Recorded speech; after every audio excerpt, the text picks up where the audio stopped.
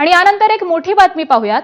पुणे मुंढवा जमीन प्रकरणातील जमिनीवरती थेट अजित पवारांचाच डोळा असल्याचा गंभीर आरोप अंजली दमानिया यांनी केलाय। अजित पवारांच्या पक्षाची 2018 पासून जमिनीवरती नजर होती असं दमानिया म्हणाल्यात। सत्तेत आल्यावर मुलाच्या नावे जमिनीच्या खरेदीची तयारी ही अजित पवारांनी केली असा आरोप दमानिया यांनी केलाय। अजित पवारांच्या पक्षाचे तत्कालीन उपमहापौर निलेश मगरांवर देखील अंजली दमानिया यांनी आरोप केलेले आहेत। निलेश मगर यांनी 2018 मध्ये जमिनी संदर्भात पॉवर ऑफ अटर्नी ही केलेली असं त्या म्हणालेल्या आहेत। निलेश मगरही मुंढवा जमीन प्रकरणामध्ये मोठे प्लेयर असल्यानं त्यांची देखील खारगे समिती पुढे चौकशी व्हावी अशी मागणी आता त्यांनी केली आहे।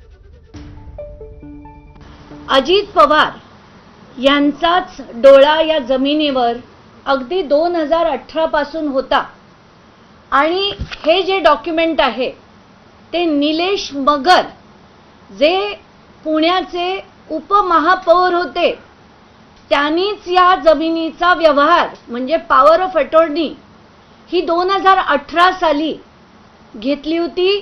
निलेश मगर जे उपमहापौर होते पुण्याचे त्यांनी पॉवर ऑफ अटॉर्नी कोणाकडनं घेतली होती? दरम्यान दमानियांचे हे आरोप निलेश मगर यांनी फेटाळलेले आहेत।